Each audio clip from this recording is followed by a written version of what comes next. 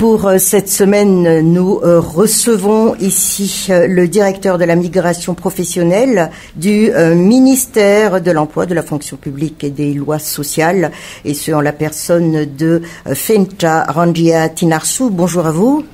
Oui, bonjour Madame Preska Koutmalal et bonjour aussi à tous les techniciens ici au sein de l'Alliance 92 FM.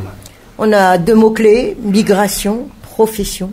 Et quand on parle de migration professionnelle, justement, pendant un certain bout de temps, ça a été quand même assez secoué par des expériences malheureuses qu'ont vécues certaines femmes venant donc travailler, qui étaient allées travailler dans certaines régions.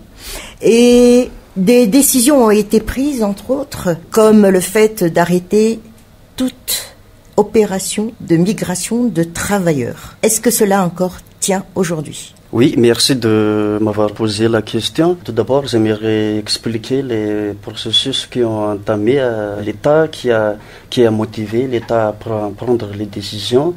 Comme quoi, auparavant, précédemment, à l'année 2013, l'État n'arrivait plus à cerner ni à bien gérer tout ce qui est migration. C'est pas le fait de migrer qui était un crime en soi. Oui, c'est une bonne chose, la migration, mais il faut bien la gérer. Et puis, en 2013, l'État a décrété que tout envoi des travailleurs surtout vers les pays à haut risque devrait être suspendu jusqu'à nouvel ordre. Et tout s'est passé comme tel. Du coup, tout ce qui est opération de recrutement pour opérer dans le domaine de la migration professionnelle a été suspendu. C'est-à-dire que les activités des agences de placement privées ont été suspendues jusqu'à nouvel ordre. Mais actuellement, du moins, c'était si je ne m'abuse pas, le 11 juin 2019, même le président en personne a ratifié quelques conventions internationales dans le cadre de l'Organisation internationale du travail pour pouvoir relancer et recadrer tout ce qui est volet migration. On a ratifié beaucoup de conventions, je dirais 6 conventions, et dans les 3 conventions parmi les 6 concernent la migration proprement dit, c'est-à-dire la convention numéro 143 sur les travailleurs migrants, la convention numéro 181 sur les agences d'emploi privées, la convention numéro 189 sur les travailleuses et travailleuses domestiques. En plus, on a même ratifié le protocole numéro 29 de 2014 relatif à la convention sur le travail forcé. C'est dire que c'est un engagement prioritaire pour l'État de renouveler tout ce qui est gestion de la migration. Actuellement, avec le projet REFREM de l'Organisation internationale du travail, on s'y met avec, c'est-à-dire le ministère en charge du travail et de l'emploi, s'y met à mettre en conformité tout ce qui est législation nationale par rapport à ces textes ou convention internationale ratifiée par Madagascar. Également, Madagascar a aussi déjà ratifié une convention internationale dans le cadre des Nations Unies, convention de 2014 sur la protection des droits de tous les travailleurs migrants et des membres de leur famille. C'était en date du 18 décembre 1990, mais l'État l'a ratifié en 2014. Mais tout cela est parti quand même par rapport aux faits qui se sont présentés. Oui, tout cela est bien parti aux faits qui se sont présentés et surtout dans la motivation de bien administrer tout ce qui est volet migration. On implique les partenaires sociaux, on renforce les capacités de l'État à faire une migration. L'émanation de cette décision en 2018 par le décret portant attribution du ministère du Travail, la direction de la migration professionnelle a été créée justement pour coordonner du côté de l'administration pour coordonner et bien administrer ces volets migratoires-là. Mais la migration ne se résume pas, moi je dirais, à ces migrations à la malheureuse que nous avons rencontrées ici dans le pays, au niveau de certains pays du Golfe. Oui. Même là-bas, il y en a. On ne met pas tous les pays dans le même sac. Même dans le pays du Golfe, on ne met pas tous les pays dans le même sac parce que on a des secteurs, des Malagasy qui œuvrent dans des secteurs textiles, comme par exemple en Jordanie. Ça, ce sont des pays arabes aussi. Le Dubaï commence actuellement à nous contacter pour pouvoir embaucher des travailleurs masculins. Dans quel domaine, dans le secteur hôtellerie, ils vont œuvrer. Peut-être si le projet marchera bien, ils vont œuvrer dans tout ce qui est conduite de voitures. Oui, mais le tout, on ne va pas confondre la vitesse à la précipitation parce qu'on a intérêt aussi à protéger nos ressortissants. Et l'objectif même de ces ratifications, de cette mise en place d'une meilleure coordination sur la protection de nos ressortissants là-bas. Alors, justement, on a créé, comme vous l'avez dit, la direction de la migration professionnelle. Votre rôle, tout compte fait, ça se résume aussi donc à voir qui veulent partir, quelles sont les infrastructures, quels sont les documents, qui est contrôlé, comment ça marche? Oui, techniquement, comme on l'a dit tout à l'heure, qu'une agence de placement ne peut s'opérer puisqu'ils ont été suspendus depuis 2013. Officiellement? Oui, officiellement, c'est un décret, bien sûr, c'est officiel. Et le mécanisme, c'est que la migration, les droits au travail de tout un chacun, est un droit constitutionnel.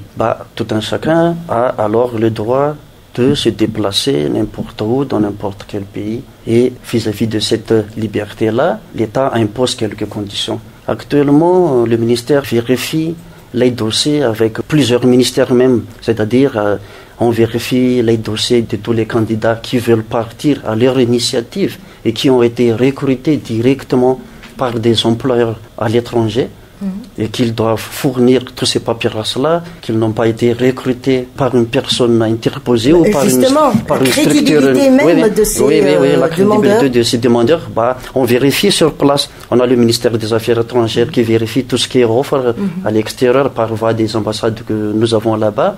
On les contacte directement par téléphone ou par voie des autres outils technologiques actuels. Nous aussi, on les fait vérifier, surtout au niveau de leur moralité auprès du ministère de la Sécurité publique. On les vérifie encore s'il n'y a pas de risque de traite de personnes, s'il n'y a pas de risque d'exploitation éventuelle de ces personnes-là. On vérifie l'état de moralité de leur employeur là-bas sur place, comme quoi ils devront s'engager.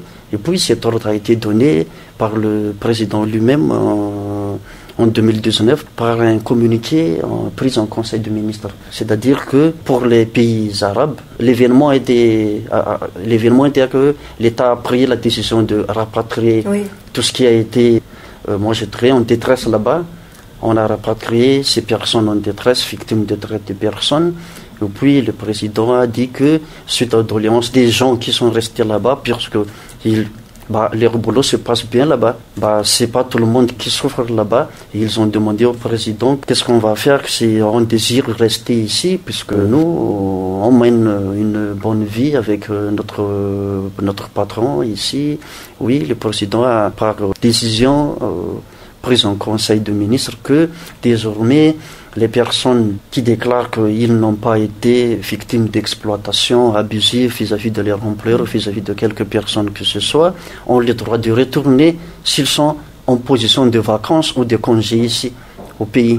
Ils ont le droit de retourner là-bas s'ils fournissent bien les papiers. Et nous, on vérifie auprès Comment se fait la vérification? Parce qu'il n'y a pas d'ambassade ou quoi que ce soit aussi dans certaines régions. Oui. Même s'il n'y a pas d'ambassade, on a quand même des responsabilités, des compétences juridiques auprès de certains pays. Comme par exemple, dans le pays du Golfe, on a un consulat, mais ce consulat est responsable à la fois du Koweït, de tout ce qui est des pays alentours de tout ce qui est pays aux alentours de l'Arabie Saoudite. Du coup, on peut toujours communiquer avec eux sur la vérification de la moralité et de l'éthique de leur employeur là-bas. Actuellement aussi, on a déjà élaboré par voie du ministère à la fois et par voie du Bureau national de la lutte contre la traite des êtres humains des types d'accords bilatéraux de travail pour pouvoir bien cerner et bien administrer tout ce qui est protection de nos ressortissants dans ces pays-là. Mais il n'y a pas que des aventures malheureuses là-bas. Il y a des personnes qui ont de la chance d'avoir des employeurs avec des bonnes éthiques. Oui, ils sont nombreux. Oui. On parle toujours de la région du Golfe, des pays arabes, mais ailleurs aussi, est-ce que nous avons... Justement, du moins dans le domaine de la communication, l'État, par le biais du ministère du Travail, projette d'effacer ces expériences malheureuses-là. Et puis, on a fait un projet de recrutement avec la province Québec au Canada.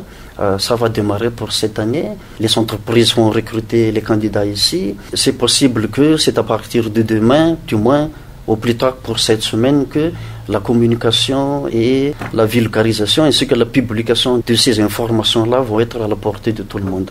Alors on sait pertinemment que ce sont les jeunes surtout qui sont en manque de travail, en manque donc de cette voie professionnelle et cette volonté d'aller voir ailleurs, de s'épanouir ailleurs, ça se fortifie de jour en jour.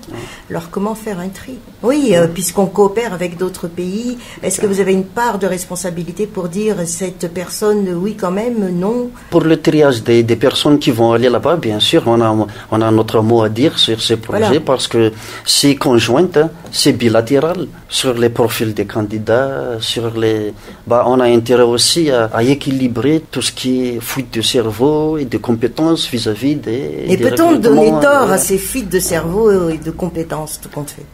On ne peut pas donner tort aux personnes qui vont se déplacer.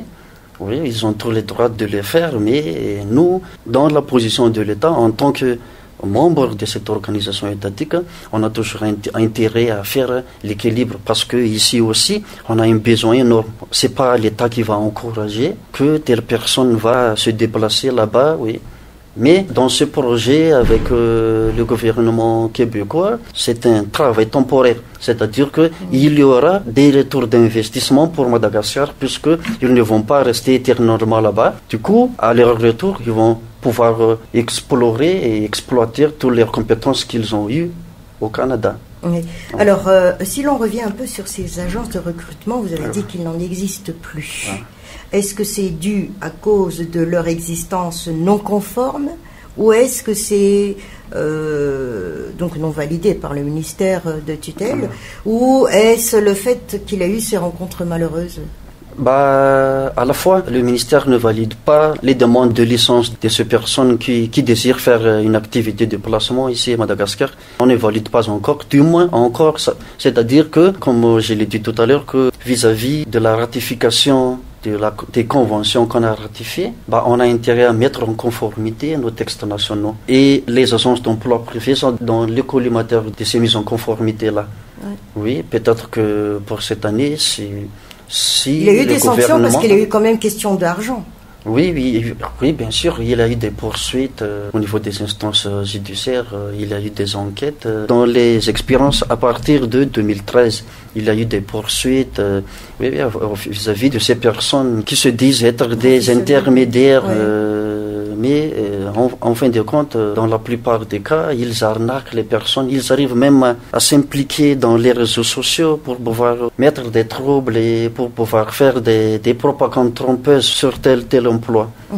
Alors, écoutez, si actuellement donc on s'ouvre aussi vers le monde, qu'est-ce que vous conseillez donc à ces jeunes qui demandent, femmes ou hommes, à travailler ailleurs? Comment peuvent-ils être au courant de ces demandes, par exemple? Oui, justement, auprès de la direction de la migration professionnelle, il y a un comité interministériel sur le suivi de l'immigration.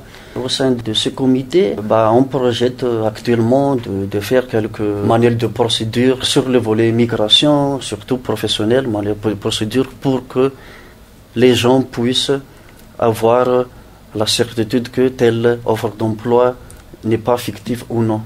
On peut le voir aussi en ligne. C'est en phase de conception, mais ça on va pas tarder. C'est en phase de conception. On l'a même conçu avec les organisations internationales du travail à travers le projet RUFREM. Et on s'est concerté le ministère s'est concerté par la mise en place d'une meilleure coordination on ne va pas accepter tel document de voyage ou tel document de travail, tel document relatif à leur profession et tel document de voyage s'ils désirent partir là-bas, si les personnes n'ont pas suivi les procédures établies, mises en place par l'État. C'est-à-dire que j'exhorte tout un chacun, je les sensibilise à questionner le ministère sur les éventualités de telles offres, s'ils ont reçu des offres, que ce soit via les réseaux sociaux ou d'une personne interposée. C'est gratuit, on traite leurs dossiers de façon gratuite aussi. Tout est gratuit. Il faut simplement y aller. Il faut simplement y aller et il faut demander simplement si telle offre existe bien, si on est en sécurité avec tel emploi, si on est bien en sécurité dans tel endroit. Vos derniers mots quand même pour tout ça. Oui, le dernier mot, c'est que je réitère que tout un chacun devrait être très prudent dans ce qui offre d'emploi actuellement à Madagascar parce que il y a plusieurs arnaques dans ces offres-là et c'est le ministère qui va vérifier avec les autres entités ministérielles responsables que de leur véracité, bien sûr. Je sensibilise tout le monde à voir le ministère pour qu'on puisse revérifier ces offres-là et on puisse éliminer tout ce qui est migration irrégulière.